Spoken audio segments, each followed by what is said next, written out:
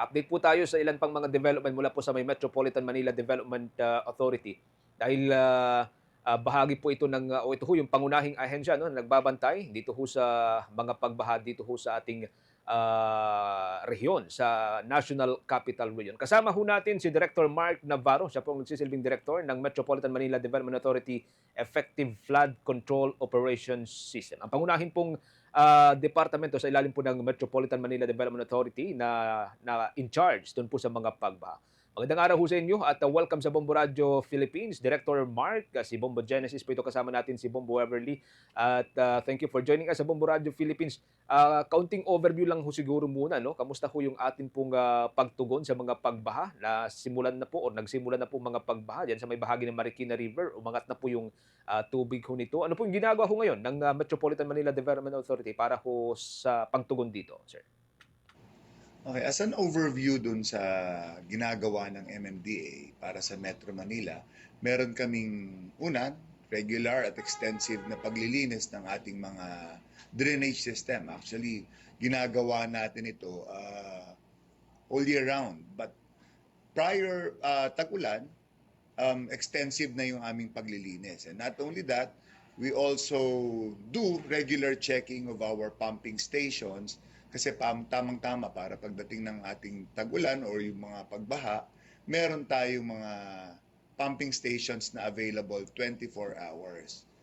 So kasama dito, syempre, yung panawagan natin again sa ating mga kababayan, yung paglilinis, dapat kasama namin kayo. Nababanggit po ninyo yung sa drainage capacity, sir, ano? Nalubog ho ang malaking bahagi ho ng Metro Manila sa nakalipas na taon and one of the focus, ano, sabi ho ng Department of Public Works and Highways dapat ay yung pong pagpapalawak dun sa ating mga drainage. Any project po sa part ng Metropolitan Manila Development Authority para ma-improve yung pong kapasidad po ng ating mga drainage canal, sir?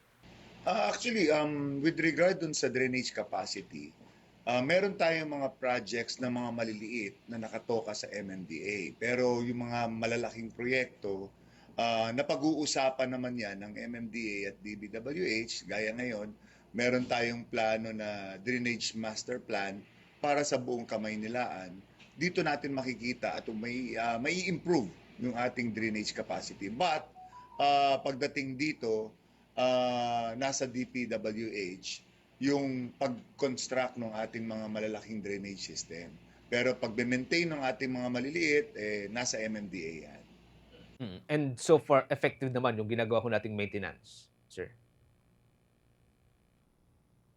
For certain areas, lalo na ngayong mga panahon na to, isa sa mga proyekto ng MMDA ay yung 24 hours monitoring ng ating mga drainage system, lalong-lalo na yung mga maliliit at nandun sa mga major thoroughfare. Meron na tayong mga tao na talagang nagbabantay dito sa mga maliliit na to. Para malinis kasi kung mapapansin nyo, minsan na nagkukos lang ng baha, simpleng plastic lang na nakaharang sa inlet natin. So talagang ngayon, we are trying our very best to monitor it, to clean up the drainage system 24 hours na po.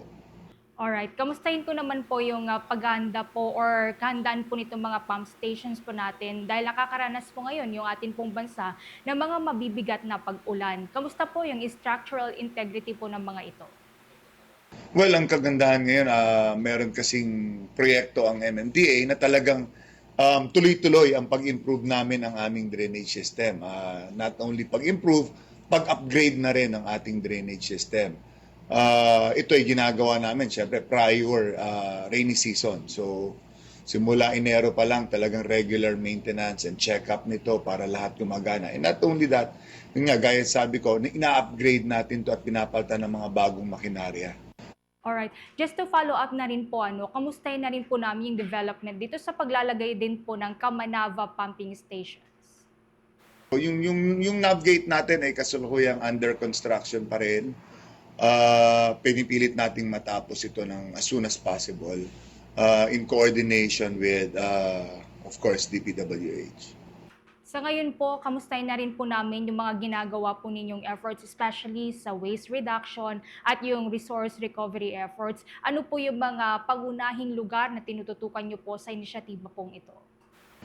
primary focus natin is of course to ask our fellow citizen na wag po kayong magkalat. Kami po ay handang maglinis.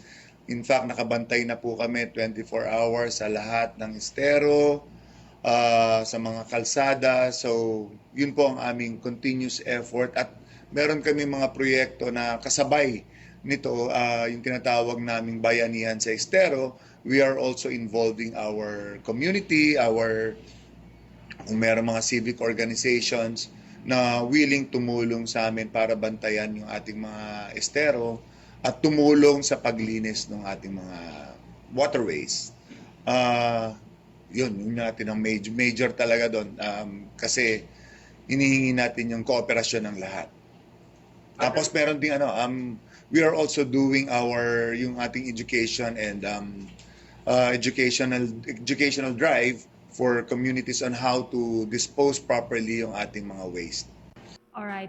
Dito nga po sa onset o pagsisimula po ng panahon ng tag-ulan, hindi po natin maiwasan talaga na nagkakaroon po ng or lumalabas yung mga marami pong waste. Kamusta po? May mga lugar po ba tayong nakitaan ng paglobo po ng mga waste?